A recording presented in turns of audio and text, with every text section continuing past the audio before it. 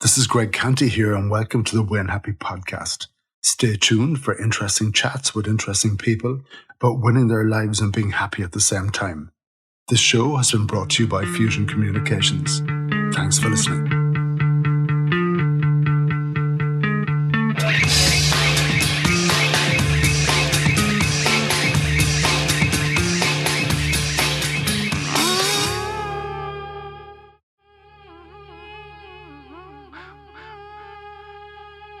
On today's podcast, I chat with Russell Goldsmith, CEO and founder of Audere Communications in London, who we met on a relatively new networking platform called Lunch Club. After a career predominantly involved with content creation in the media industry, Russell now produces successful podcasts for many clients. In our conversation, we chat about the special magic of podcasts, the huge and very different opportunity to reach audiences, and the early lessons he learned as an estate agent in London. Let's hear from Russell.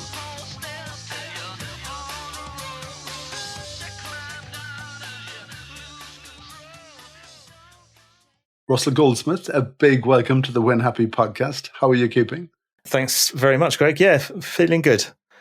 Feeling good at the moment. Trying to win happy. Good man yourself.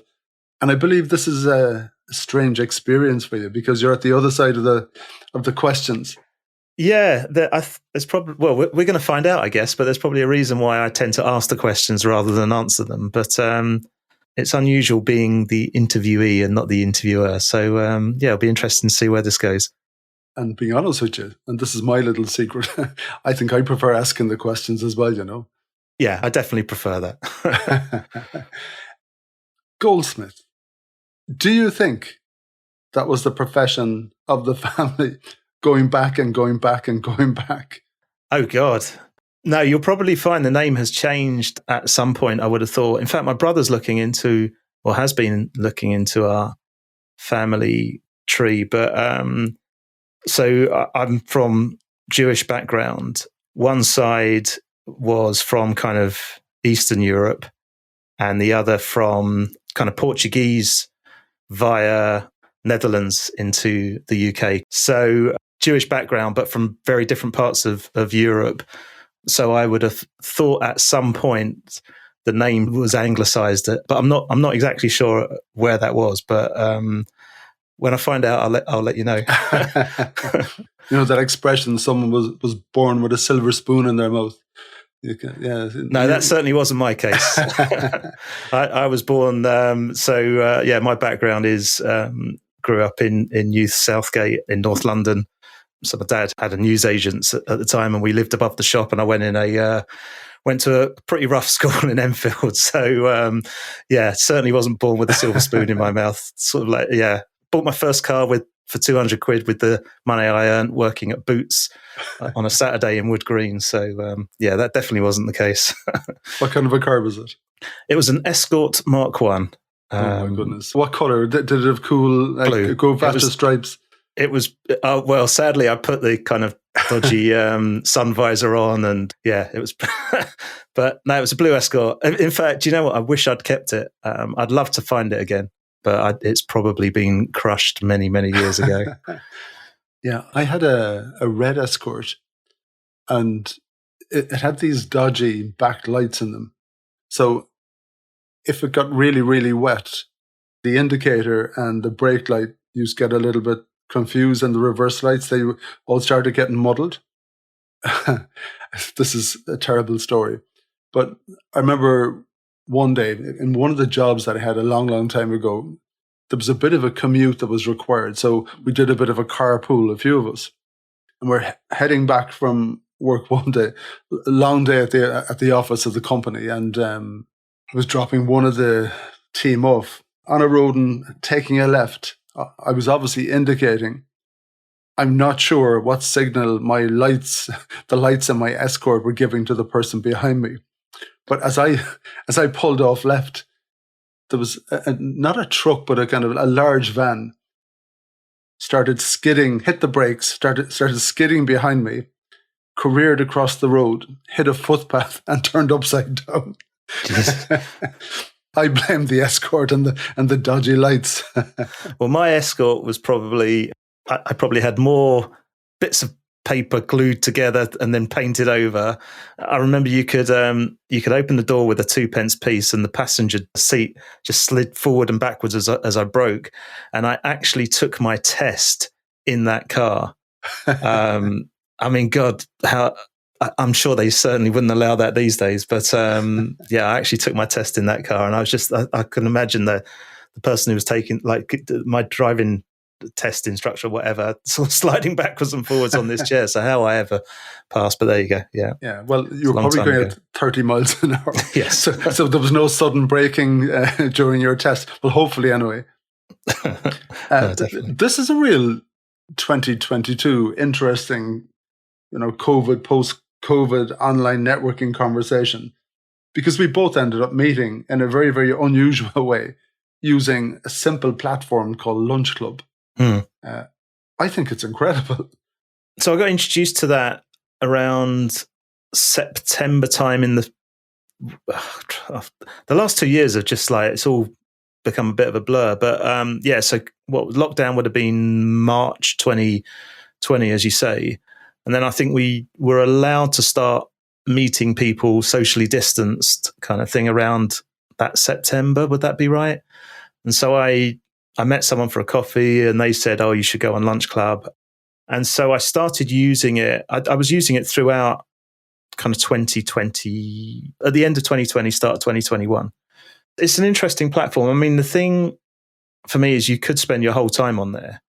And thankfully, we were fortunate enough to start getting quite busy. And what I tried to do was kind of limit myself to maybe one meeting a week on a Friday, Thursday or Friday. I thought that works. And yeah, I found it really good in terms, I don't know how their algorithm works, but the people that I was meeting were certainly good. I think the only issue with a platform like that, and I don't know how you found this, Greg, is that you're probably like me in that the people you want to meet are all the brand owners, the marketing directors, whatever. And what you end up meeting is people like yourself, i.e. other agency owners.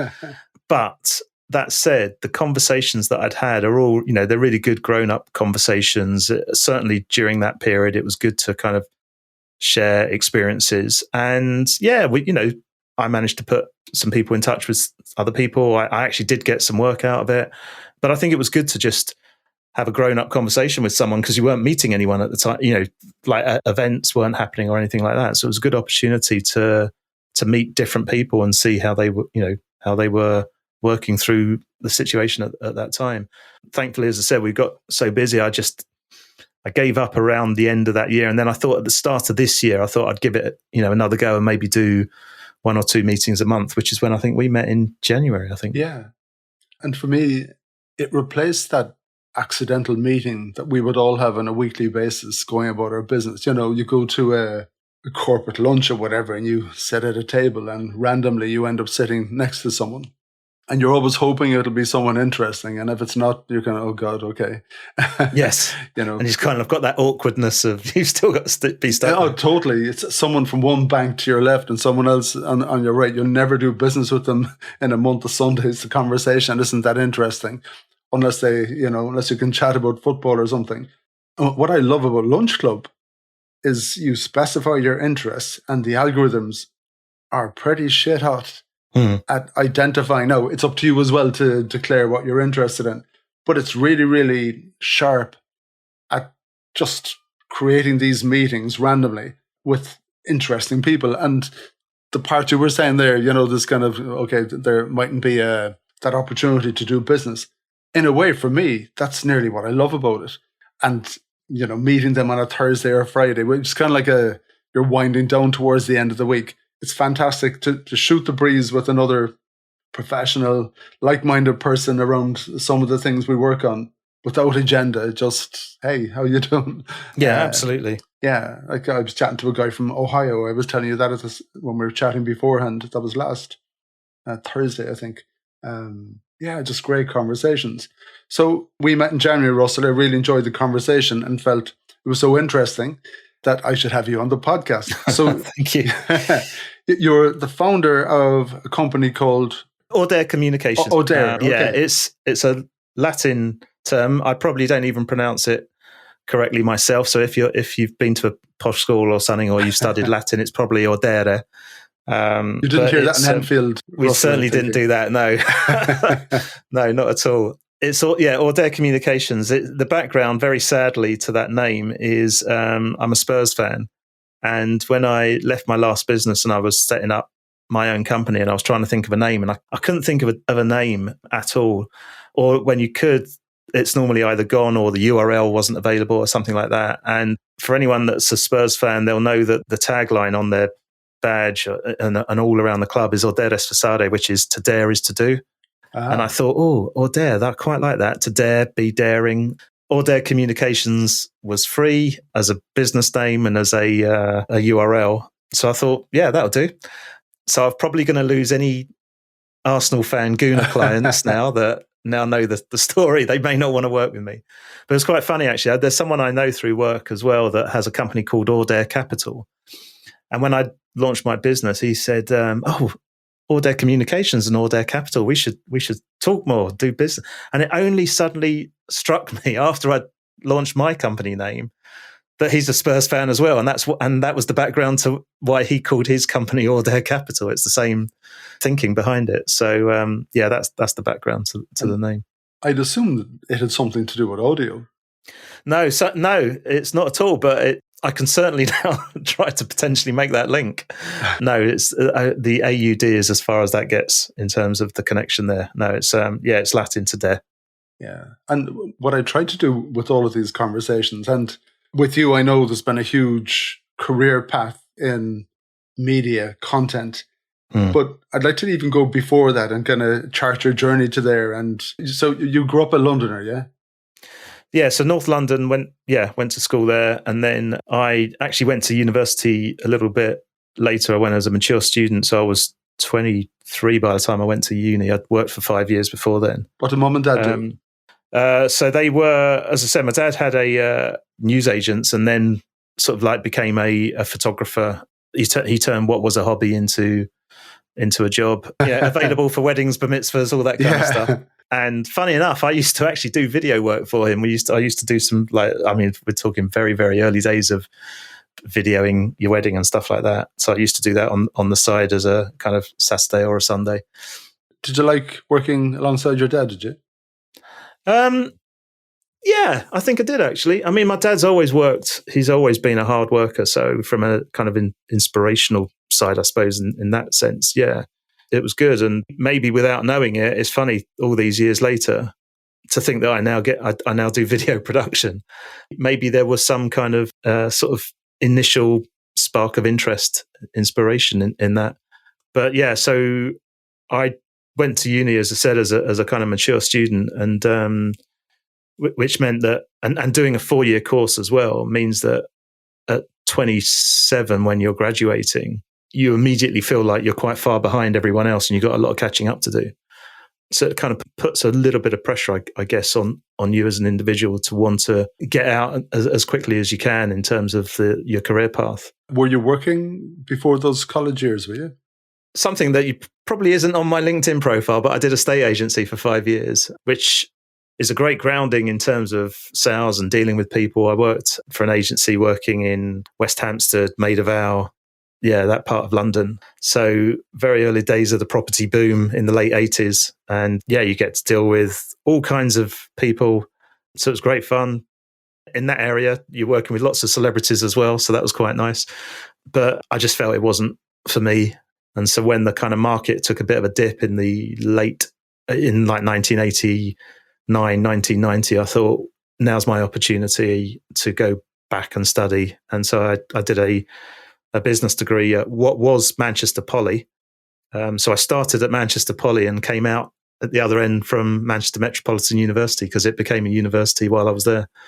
And was that a decision to stop earning money and go back to being a student? As a young, probably very annoying estate agent in Northwest London, sort of company car, cash in hand kind of thing, to then go to become a student in Manchester. And it's I guess it's a bit of a brave decision to some extent. But what it meant was that, when you go as a mature student, and I say mature in speech marks because I probably was very immature. But yeah, as a mature student, when you know that you're starting again, you go to university with a view of making this work. I worked so hard when I was there. I still had fun, obviously, but yeah, I worked really, really hard when I was there because you've kind of like, you're starting that much later than everyone else. But what was good about the course that I did is there was quite a few, that particular business course and at Manchester Poly at the time tended to take quite a few mature students. So you weren't alone in that respect. And that career path then into content and everything? Yeah, so got a. So I did a year. My placement year was at Hewlett Packard, which was fantastic, out in Bracknell, and then went back, graduated, and then I got a job. Good God, got to try and remember all this. So I got a job for Cussons, the soap company, Carex and Imperial Leather and all that kind of stuff. And when I went for the interview, I talked about I didn't want to be on a 4 or 5 year graduate scheme, and they said, yeah, we're going to fast track you and all this kind of stuff. And literally on day one, they set out the plan for however long it was going to be. And I was like, that's not what was sold to me. And so I just thought, right, this is not where I want to be. And so I was only there for a few months, basically spent that time trying to find somewhere new, and got a job working for a software company who were based in Audere Edge in Manchester, that I got completely sold on because this was the very, very early days of the web. And this is what got me into the internet and content marketing. They had this product called WebMaker that took your FrameMaker documents, you ran them through WebMaker, and out in Netscape 1.0, with the grey background and the blue hyperlinks and stuff, came a website which basically meant you can click on the index or the table of contents. And what was amazing is, this software company that I worked for, we had these ridiculously incredible brains. They had an office in Cambridge in the UK and Audley Edge, and they had another office in Cambridge in the States, in Boston. You could buy and download WebMaker for $99 off the internet in 1995, let's say. So this is before Amazon, before anything like that. And I'd been given the role of kind of building this website to enable it. And obviously I didn't code it or anything, and I had all these great people working to help me out, but we didn't even sort of realize how far ahead we were. This was just we had to find a solution to enable people to download this piece of software and securely.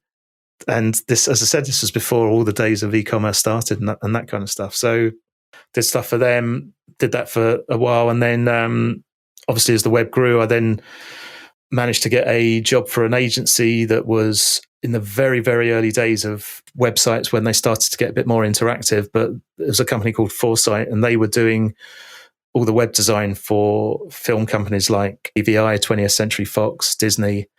So they were producing the websites for the, like the very first website in the, for Toy Story or, that kind of stuff. But the reason they wanted me was because they, off the back of working on Toy Story had been created using Sun Microsystems workstations, all done in Java and all this kind of stuff. And they won the Sun Microsystems UK website account. So they wanted someone who could account manage that project, who understood what a value-added reseller was or an independent software vendor. And obviously I'd spent a year on a placement at Hewlett Packard, but so I'd worked on the hardware side and I'd worked on the software side at this other company. So I think they liked the fact that I could account manage that. And I saw that as my way into more entertaining, like trying to get in with the Disney team or the BVI team. The fun stuff. Yeah. But off the back of working there, we ended up winning Oracle's account, doing their EMEA website. And it kind of grew and grew. So I spent probably a year and a half or 2 years with them. And then we had the opportunity to pitch for Interflora's UK website. And I kind of got that opportunity through. And then, between the team, we won it. But I had a friend who worked for AT&T at the time, and they did all of Disney's hosting. And we said, well, why don't we get the two teams? We'll do the design, and AT&T can do the back end.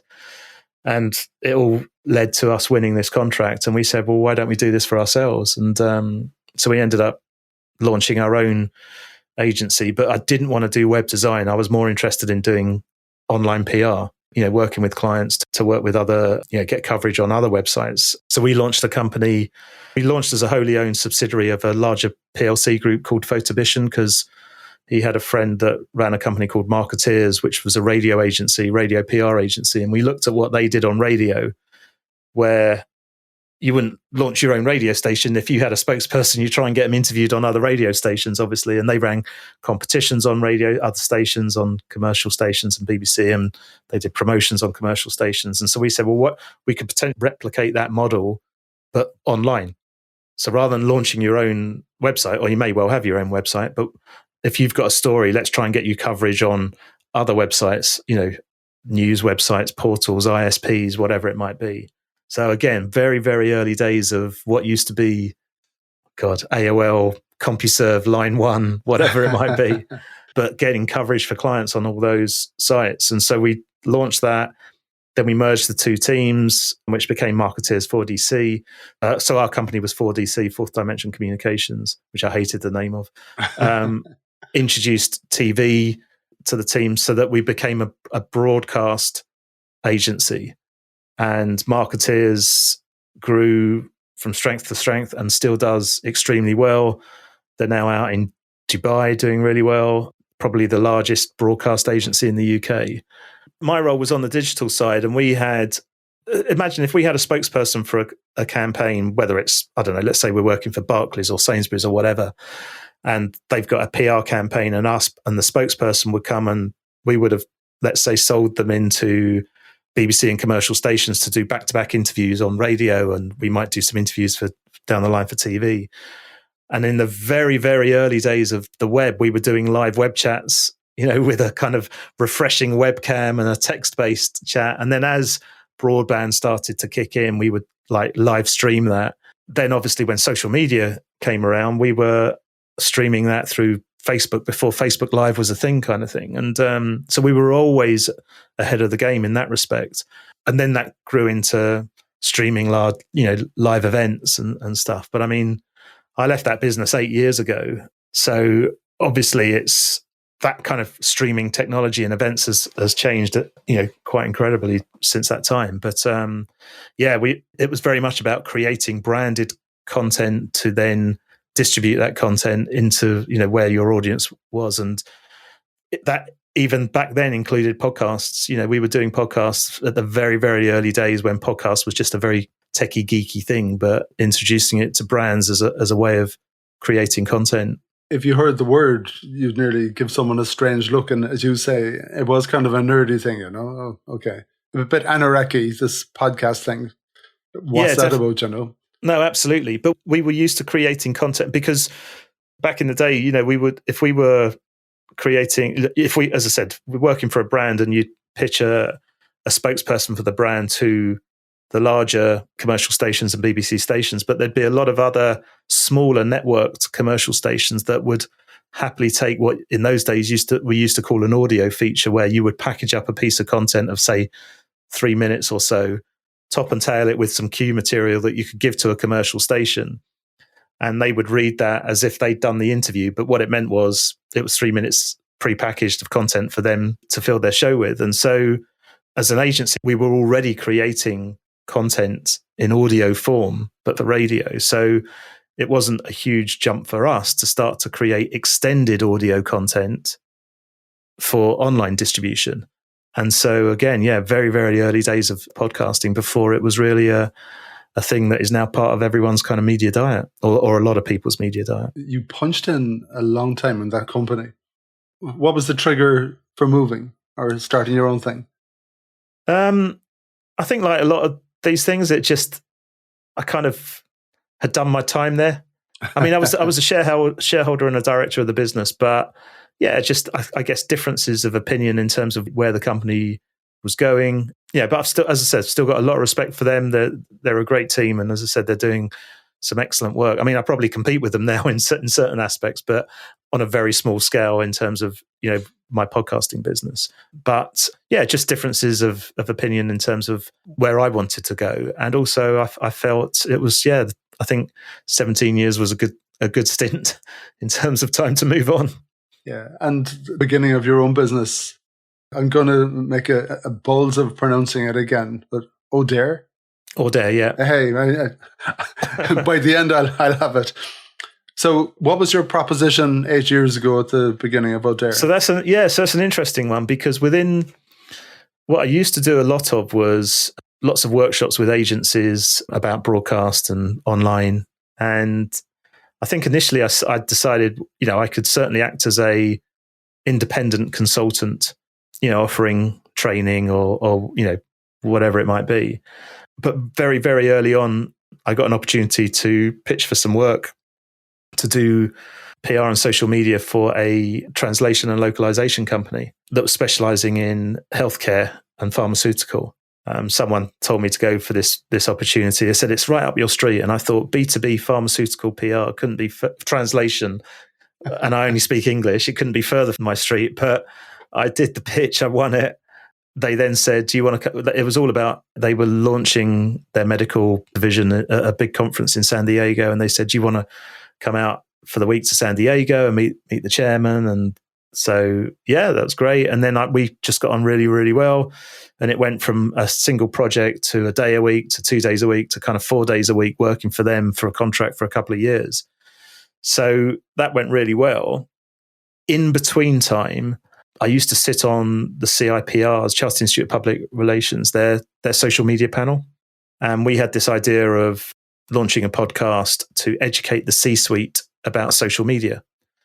And they said at the time, well, Russ, you've got access to radio studios. Why don't you pick up that? And it was just as I was leaving the company. So I picked up that project, but had to find other studios to kind of like record from. And we did that for a little while, but that project kind of came to an end. But I said to them, well, look, if you don't mind, I'm just going to take up that feed because I've been producing the content and doing all the interviews. So I took that feed, rebranded it as the C-Suite podcast. And what I did is when I was working for this translation company, localization agency, they were sending me off to different conferences. We went to the States, all across Europe. I went to Brussels, Amsterdam, Berlin. I'm trying to think, loads of different places. And so what I did is I used the podcast as a way of meeting people. So, for example, I was at Cannes Lions recording, and what I would do is I would invite the speakers who I wanted to meet onto the podcast. Because if I'd have gone up to them and said, hi, can I come and talk to you about translation and localization? They'd probably tell me where to go. But if I sort of like said, I'd love to talk to you about the talk that you just gave, and we do an interview for the podcast, and then you strike up a relationship. And it's like, it's interesting you were talking about your international campaign. How were you localizing that? Or whatever the link is that you get in there with, or you meet for a coffee afterwards or whatever. And the podcast in itself was acting as a way of building those relationships. And then that consultancy project came to an end. So I was kind of back to where I like square one with, what do I take Audere Communications? Because at the time it was kind of just me, really. But I was getting more and more interest in the podcast. And because I'd recorded at different events, I was having people say to me, I heard your podcast and you were at this event. Would you come to our event? And I said, well, I would, but obviously this takes time to do. So would you pay? And some people said yes. And so you suddenly start to think, well, maybe there's an opportunity here. But I was still kind of using the podcast as a way of trying to meet people to sell my consultancy services. And I've got a friend, through work that is a coach, and she can never help dropping into coaching mode. And we were sat, it was actually at Cannes Lions where I was recording, and she was there as well. And she said, you've got this completely the wrong way round. The bit that everyone wants is the podcast. That's the bit that people value, and you don't charge anywhere near enough for what you offer people. So I started to flip it and look at the fact that if you wanted us to produce your own podcast series, we can do that for you. But if you've got a story you want to tell and you want to bring it to life, and you don't want to commit to doing a whole podcast of your own, you could partner with our C-Suite podcast. And lo and behold, people still were interested in paying for that. But I think where we've kind of developed that offering is explaining to clients that they can do exactly how I was using my podcast to grow my business. Is that if you've got a story to tell, say you've done a report, a white paper, whatever it might be, yeah, I can interview you about your report, but for me, that's boring. Why don't you, you've obviously done that report for a reason, to get it in front of the CIO, the CTO, the CMO, the CEO, whoever it might be. Why don't we invite a couple of those onto the podcast to discuss it with you?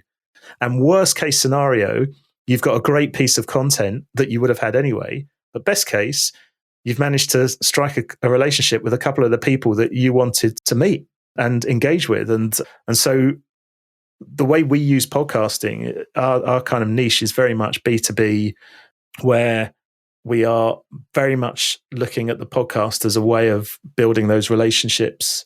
As I said, you've still got to create great content, and if no one listens to it, it's going to be a bit of a disaster. But without sounding, I don't know if I'm allowed to swear on your podcast. Oh, of course you can. Go for it, without sounding too wanky, it's about aligning the podcast to the business objectives. How can we achieve what you're trying to do with that particular campaign, rather than let's get a podcast and 10,000, 20,000 people or 100,000 people have listened to it. That's not what we're about. Yeah, and I'm loving this conversation because, well, first of all, I love podcasts and I love the magic of it. And just to pick through some of the things you were saying, it sounds to me you accidentally rolled into being the person behind the microphone hosting a podcast for someone. It's a funny one, that, because kind of starting out when you're trying to keep your cost to client as competitive as possible. And I still do this now. Because I'd never, ever pretended to be a radio presenter, podcast host, whatever you want to call it. But what would happen is you'd give your client the costs, and then you'd say, well, if you want to bring in a specialist host, it's going to cost X amount, but you can have me thrown in for free. And they normally go, well, all right, well, we'll take you thrown in for free, kind of thing. Yeah. And in a way, if you can ask questions intelligently and you get quite used to the path of the conversation after a while, and the start, the middle, and the end, and you want to make sure the big meat in the middle, you end up revealing that during the course of a few questions. Yeah. And I mean, obviously, I've been in the PR world for a long time. Hopefully, I know how to tell a story. Or kind of craft a narrative for the client, kind of thing, and ensure that we're delivering the key messages and all that kind of stuff. I don't know, call it imposter syndrome. Is that the right thing? As I said, I've never pretended or never thought of myself as a podcast host, but a lot of people say I get the guests to feel at ease and relaxed and that kind of stuff. So, but then we're never really trying to do a chat, the kind of stuff we produce, we're not trying to produce a love-in, but at the same time, it's never too challenging. What you're trying to do is create something that's engaging, it's interesting to listen to, gets across the messages without it sounding like a blatant ad, tells a story, all those things that you learn about in creating content. That's what we're trying to do. Yeah, if a client wants me to host the podcast, then I'm happy to do that. So funny enough, we were doing a podcast for a client, and I recommended a girl that I've worked with for quite a long time, who is an ex-presenter at heart, and she actually produces her own podcast as well, but she's a specialist presenter. And it makes such a difference when you hear the quality of someone who does it professionally, let's say, as a radio host, radio presenter, podcast presenter. But yeah, as I said, I mean, thankfully, a lot of people seem to be happy with me hosting their podcast. So I'm quite happy to do it because I do enjoy it. And you get to meet, some fascinating people. And I've, through the C-Suite podcast, I've interviewed CEOs, sirs, lords, ladies, dames, you name it, and fascinating people. I absolutely love it. It's a fantastic medium. And for me, if you think about our scenario, Russell, where, we're a communications agency, and the whole gig really is to get our client's message out to their target audience. So you've got your PR, you've got your SEO and your content marketing and everything else. You've got your social media, and they're all crowded spaces. And I think a lot of the time you're competing for eyeballs. You're competing for screen time, be that on your smart device or be it on your video screen or whatever.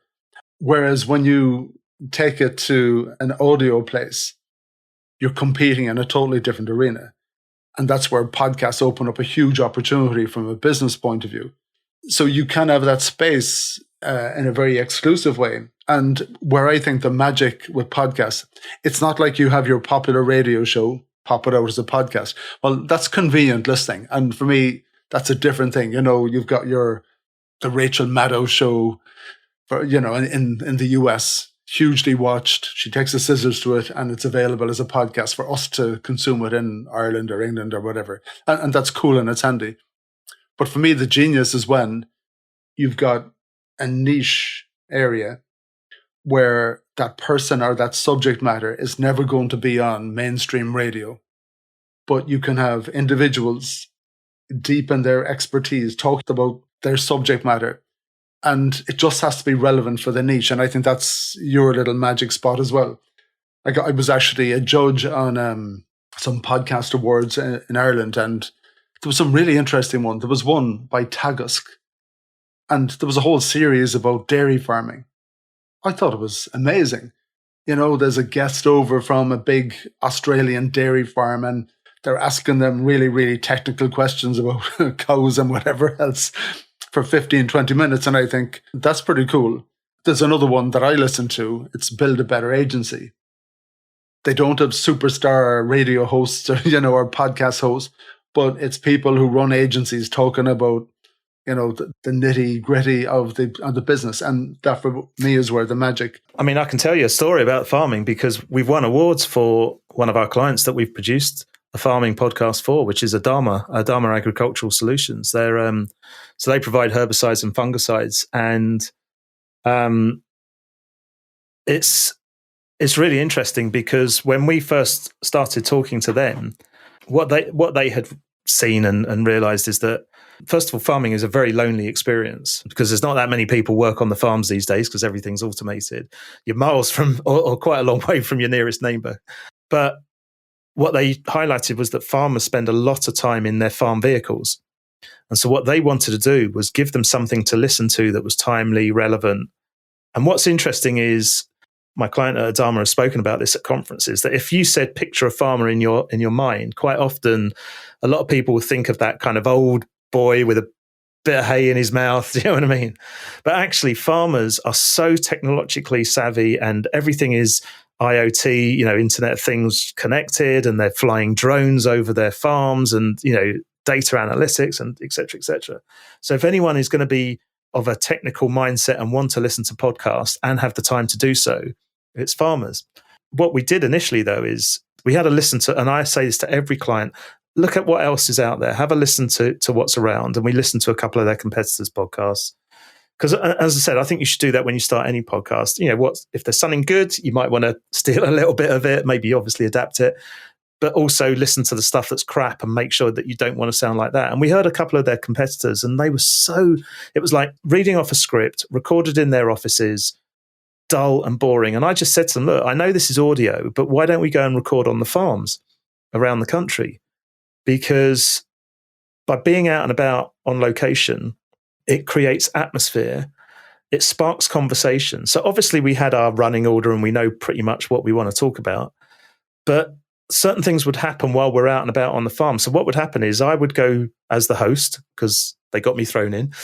So I would go as the host, but I had special offer. Exactly. I had my experts from Audere, someone on fungicides, someone on herbicides, and we would meet the farm manager, and then I'd have my audio engineer walking behind me. And so we had radio mics and we would walk and record as we were walking through the crop fields. So you can hear the crunching, as we're walking through the fields, we're describing what we're seeing. So suddenly in the audience's mind, this is much more interesting because you're now painting a picture in their head of what they're listening to, rather than just two people reading a script in an office, for starters.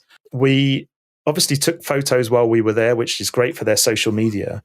But crucially, and this is the really important thing, is that for Audere, we built a community of listeners that got to the point where we were being approached saying, would you come to our farm to record? Because basically, if you think about it, for Audere to get the two guys of their specialists that I'm working with to record this podcast, we get to spend 2-3 hours on the farm with the farmers or the agronomists that they want to talk to. So either they're building a better relationship with existing clients or they're getting to meet new potential clients. And so what we did is we created a kind of magazine style show. I mean, we weren't obviously trying to recreate farming today or anything like that. But what we did is we'd have a little introduction on the farm with the farmer, tell us about the farm, what you're growing, that kind of stuff. I would have pre-recorded some bits with growers around the UK. So we would catch up with what's happening in the Northeast and what's happening in the Southwest or whatever. We'd then do a little bit about the actual season that we were there talking about, whether it's the harvest or drilling or whatever it might be. We'd then cut to another interview that I'd recorded that was an industry-related interview, whether it was with a technology partner like Microsoft or a farming charity. Again, people that Audere wanted to build relationships with. And then we would finish off with the farmer again, out and about in the fields. So we've created this kind of magazine-style show. But what's really important is the people that Audere wanted to engage with were part of it. We were recording on their farms. We were catching up with growers around the UK. We were doing interviews with technology partners or charities. And as I said, to the point where they were getting requests saying, would you come and record at us? So again, it's a niche podcast. It's arable farming, not livestock. So, there's probably only a few thousand people, arable farmers and agronomists, that they want to listen to this thing, but it works. Yeah. So if I'm in the cab of my tractor for a few lonely hours every day and you can give me content that's absolutely on the button that they're never going to hear anywhere else, I think that's part of the magic. And when people talk about return on investment and everything, one of the things that we need to be wary of in a world of metrics, you look at your Instagram posts and people are counting, how many likes did you get for that post? There's a big difference between the like of a photograph on Instagram and someone who's listened to half an hour, 3/4 of an hour of your content where you're discussing something in detail and they're hearing the actual voices of the people from within inside the business. Now that's a little bit of magic. But as you say, it can't be boring and recorded in the office and just people reading shit. Yeah. It needs to be, it needs to be magic in a way too, doesn't it? Yeah. And like you say, the opportunity to have a deeper dive. I mean, another one of our clients is Octopus Energy. And again, interestingly, talking about the power of using podcasts to build relationships, because I now deal with their marketing and content team, but originally we started working with Octopus because I interviewed their CEO, Greg Jackson, on another podcast. And he rang me up that evening and said, this was great. And I've been thinking about doing this for us. Would you, help me do it? So if I'd have tried to get in touch and pitch to Greg, I'd probably never get past the gatekeepers. But the fact that I'd spent an hour chatting to him on a podcast, obviously had that opportunity to strike a relationship with him. But what's great about Octopus is that the podcast we produce for them, it's called Inside Octopus. It's not really for the end consumer, their customers. And although if they want to use it, if they want to listen, they're going to get a great insight into the business. It's more, he uses it really as an internal comms tool, but it's available externally for potential recruits. Because his view is, if you want to learn about Octopus, yes, you can point them to the website and you can read one of his blogs, but you'll never hear the passion that they've got for cheaper, greener energy and the culture behind the company than listening to them for 30, 40 minutes. But what they've been really good about is making sure it's not just the Greg Jackson show. So we get to chat to lots of different people within the team, loads of diverse voices, international as well. Sorry, it's a long way to get to my answer, is that talking about spending quality time. I mean, Greg has done a lot of media interviews recently because of the whole energy crisis. But obviously, if he's on BBC, breakfast or whatever, he's only probably going to be chatting for 3 minutes. But there's so much to talk about that topic. So we decided to dedicate one of the episodes to the energy crisis, and we chatted for kind of 40 minutes. And you hear him talk about all the different things about the background to it and what they're trying to do and how they're working with government and other energy suppliers and all these different things they're trying to put in place to protect their customers and other energy supplier customers from these increasing bills. That's going to be a nightmare for people. And in the PR world, you're hoping to get the CEO on a popular radio station, and you end up succeeding, and they get on 5 minutes first thing in the morning, and they get literally that 5 minutes before the ad break, and that's the end of it. Whereas in a podcast scenario, you can create your own channel, use all of your other mechanisms for reaching out to your customer base, through your social media, your e-newsletters and everything else, to subscribe to this. And now you've got this clean, uninterrupted channel with them the whole time. And they can choose to listen or not listen, as the case may be. And don't forget, and something we always say is don't just think about it as that one piece of audio, because from that recording, what we do with every podcast is obviously you transcribe it. We turn that into what we call kind of show notes, or however you want to describe it, which is like a good post to go on the blog. So that's a great place to drive people for more information, because you can put all the relevant, if you mention certain links in the podcast, you say, go to the web page, and that's all there. It's great from an SEO point of view. Obviously, from an inclusivity point of view, it ticks that box as well, because if someone can't listen to the podcast or they're hard of hearing, at least they can read what was discussed. But then what we also do is we'll cut little clips. So you might take a little 1 or 2 minute soundbite from that podcast, cut that up, share that through Twitter, through LinkedIn. I mean, we obviously, because of the kind of content that we produce, LinkedIn is where we see most of our engagement. And even just through organic reach, we cut a clip of one of our recent C-suite podcasts. So we had someone we were doing it in partnership with SAP, and we had someone from Nestle Nespresso on the show. And we took this clip, and she's shared it, and her colleagues have shared it, and SAP have shared it. And it's doing thousands of views, and it's had 100 people like it, and comments and stuff like that. And, so that, it's not just thinking about that one piece of audio that you've recorded. It's like that then leads to loads of different other bits of content that you can start to share and maximize your reach and engagement. Yeah, and flexibility of the format is incredible. Like we did one for Nana Nagel Place, which was literally the story of a big convent and school, which had to close down, the inner city, the nuns getting older, this famous building emptying, and that was redeveloped into a fantastic tourism place in the spirit of Nana Nagel. So it was the whole development, the conversations with the nuns and the developers and the architects. We did one for a cancer, multiple myeloma, and it was a series of interviews, very, very technical, with patients, doctor, nurses, about the procedures and the experiences. And I would absolutely say they're not for general listenership. But if you're a person with that condition, these conversations are absolute gold.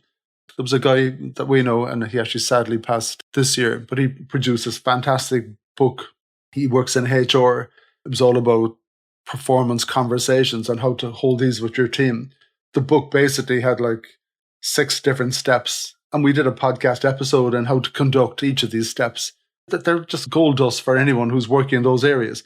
But they're so flexible, and I think that's where there's gold. Now, with C-Suite, you've been privy to a lot of conversations, to a lot of fairly heavy hitters.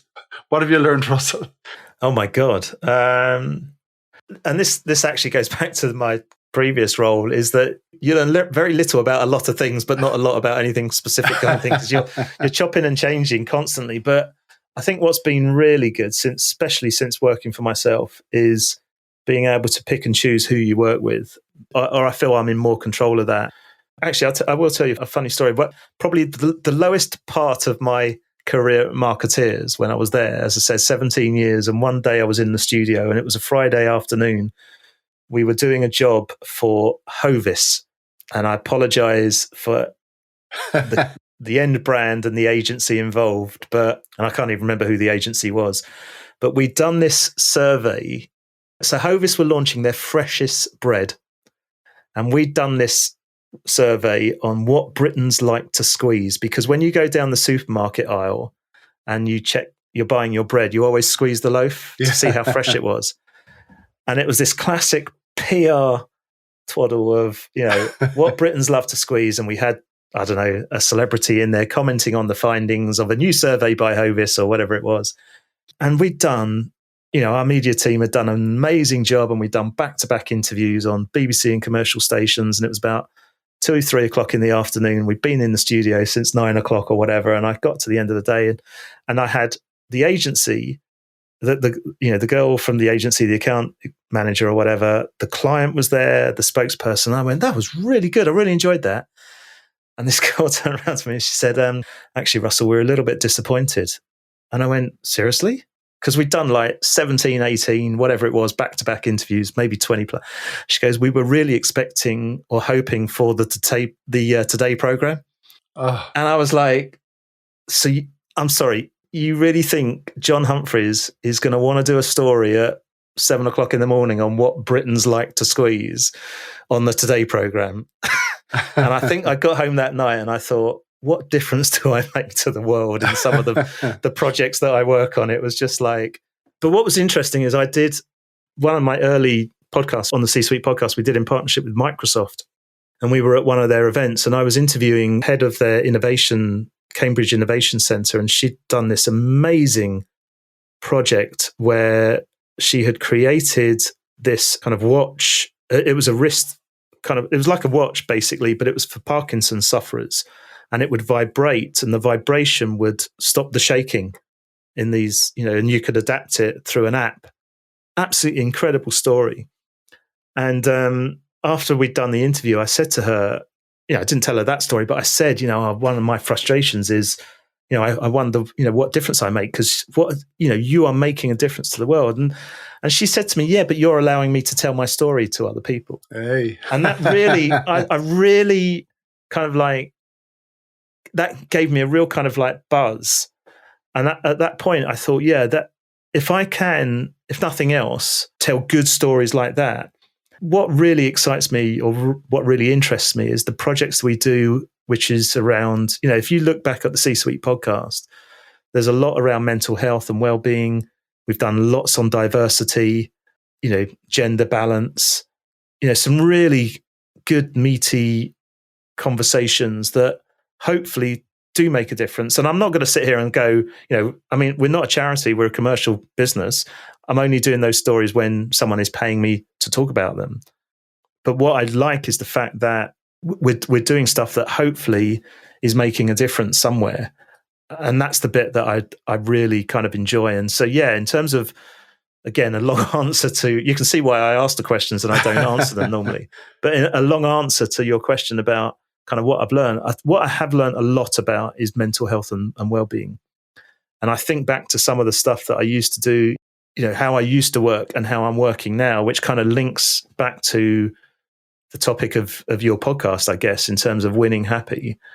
I'm much more aware of, people's mental health within the workplace than I ever was before through a lot of the podcasts and stories that we've told. Yeah, and that's listening to people telling their stories, I guess. And of course, as you were talking, I was thinking to myself, I'm going to bring this conversation around to Win Happy, but you did it for me, Russell. There you go. Maybe I'm not that bad at being a podcast host. You're too used to this one. But I heard you using some very specific words. You were talking about picking and choosing what I do and being in more control. And for me, that whole idea of Win Happy and the words I use, and I think in a way, being honest, I developed these over time. It literally is you chiseling a life and a career as you go along. You do stuff you don't like, you do things you do like, you make changes, and that be personal or professional. But I think we're doing that all of the time because we only get one shot at this wonderful thing called life. And hopefully it's you doing stuff that makes you feel good and everything else. And that lady in Microsoft, as she said to you, you're bringing stories to people, and that's really valuable. What's happiness to you?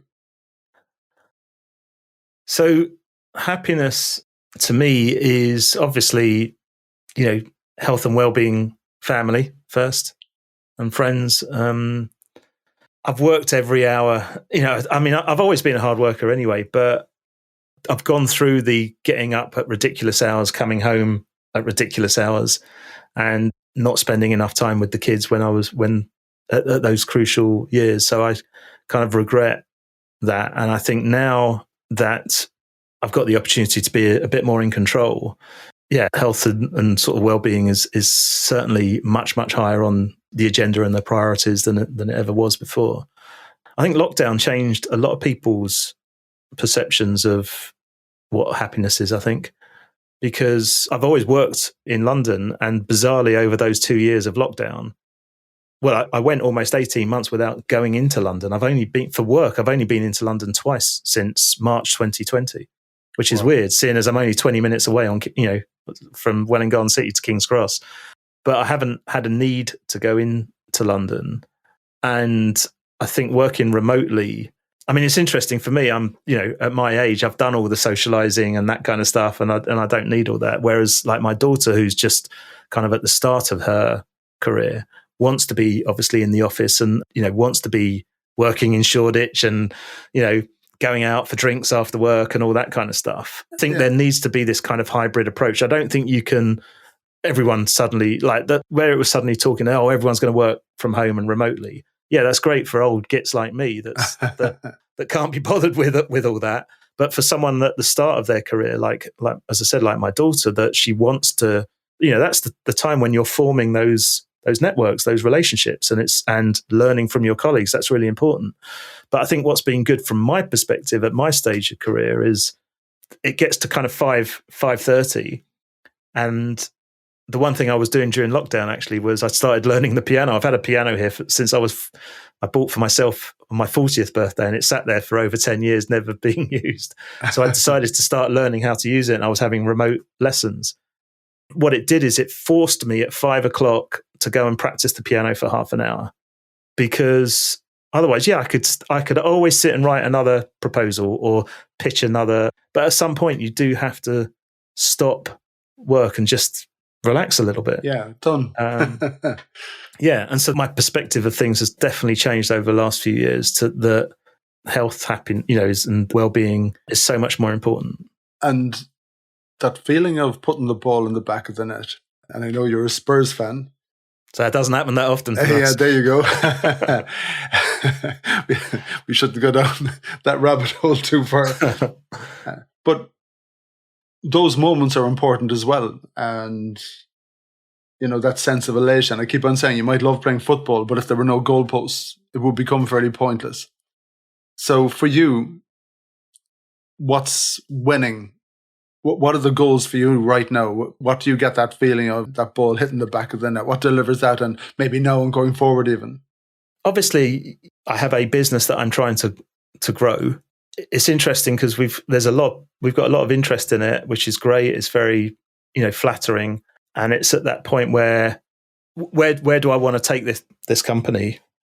But yeah, you still get a buzz out of winning some great, we deal with some amazing clients. We're very, very fortunate in terms of, when I rattle off the names of clients, whether it's, as I said, SAP, Merck, Accenture, Octopus Energy, British Venture Capital Association, British Business Bank, McDonald's. These are massive brands that have entrusted us to create content for them. So that's, really exciting. And then you suddenly think, well, we could really build this thing, and, and our clients are international as well. So I find, that's really exciting for me. I guess it's that keeping that balance, isn't it? Like I said about the happiness bit. Yeah, it's do I want it? to be working every single hour?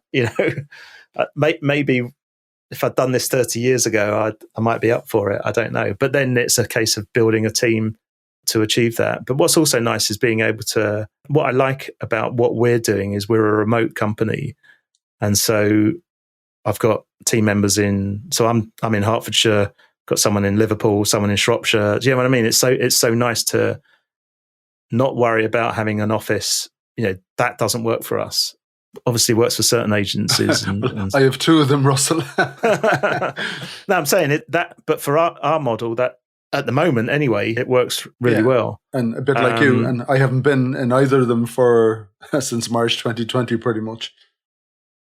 Obviously, you still get a great buzz out of, and I've always sold all my life. You get a buzz out of winning those clients, and we've got some amazing clients. Some of whom I've never met, only online, because obviously, a lot of that has been built up over the last couple of years, which is really bizarre.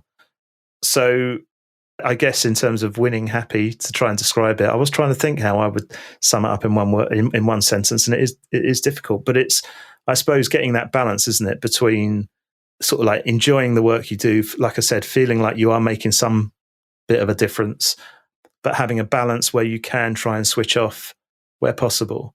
I remember years ago, I always used to do all my catching up at a weekend, and I used to bang out loads of emails, forgetting that the people receiving those emails suddenly thought, oh shit, I'm going to have to reply because Russ has sent me an email. And so I now, I learned to still do my catching up at the weekend, but I would set my emails not to be delivered until kind of Monday morning. It's little things like that I want to create a company where people enjoy being part of it, don't feel pressured to be working every hour, because I don't want them. I think one of the issues within the PR world certainly is that you're always on. You never are allowed to switch off. You get emails sent to you at like 9, 10 o'clock at night. And I'm not talking about different time zones. I'm talking about people in the same time zone as me. And I was like, what do you want me to do with that?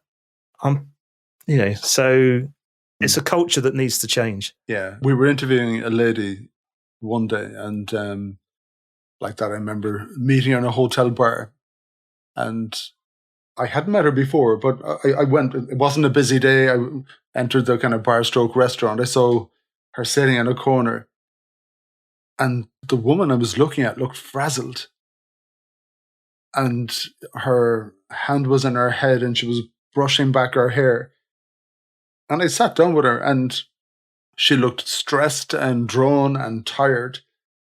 And I started chatting to her about her work habits and everything else. I remember thinking, no, it wasn't possible on that occasion to offer a job or anything. But I remember thinking, if you were to come and work with us, that you needed to take a month off just to decompress and start all over again. Because sometimes particular industries, and I think PR is one of them, where it's habit in a lot of places to flog your resources to death. You know, that you need to have your 40 chargeable hours every week, when you know yourself, 15 of them are kind of admin type things. So in that scenario, those hours, and we don't do that in Fusion, we really don't. We actually monitor all of our time. We look at it at the end of a month, and we do keep an eye just to make sure that no one is, working over. Of course, there are times when you need to, but that's okay as well. I'm very curious, seeing as you brought it up earlier on the conversation, going back to your early career in the estate agent. Oh my God, right, okay. Is there anything that you learned from those 2 years that you carried with you all of the way? Wow. I guess it's about dealing with people, isn't it? You get to deal with all types of members of the public. You very quickly start to learn who's a time waste. I'm going back to the days before computers, where we used to have our little cards on the table, the old card files. And we had our little codes about whether or not they were a time waster or whatever. No, I think it's just great. I think it's great sales training and great organizing your time. And as I said, you have to deal with, not all estate agents are, I won't use the word, but, because you're dealing with surveyors and solicitors and God knows what, it's a whole mix of people that you're dealing with, or it was back in the day when I was there anyway. I think what it does is that you learn to adapt your conversation to different people. I would certainly say that you become quite hardened. I remember being given one of my first jobs was I was told to take the Evening Standard, look up all the private ad sales and ring them up and see if we could get them to come with us. And we had our little pitch about, whatever we sold it for would cover our commission. So what is there to lose, blah, blah, blah. And I remember my first boss saying, the worst thing anyone's going to say to you is fuck off. And on my very first phone call, someone told me to fuck off and put the phone down. I thought, well, if that's the worst thing that's going to happen, then it can only go up from there. It was fairly basic lead generation, but it was right on the money, wasn't it? Yeah, there you go. So. I have one last question for you, and this might be a toughie. What was your best day ever? What, personally or work? I've thrown the ball to you. This is up to you. You use your own criteria for best day ever. Well, I'd have to say children being born, wouldn't I? Well, if that's... Well, either that or Ricky Villa scoring against Manchester City in the 1981 Cup final. Yeah. Were you at that game? I was watching it on telly with my dad. You'd probably have to go with your kids being born, surely. Otherwise, I'll be in trouble. Russell, thank you so much for coming on the podcast. Pleasure. Thank you for having me. Yeah, take it easy, man. Cheers.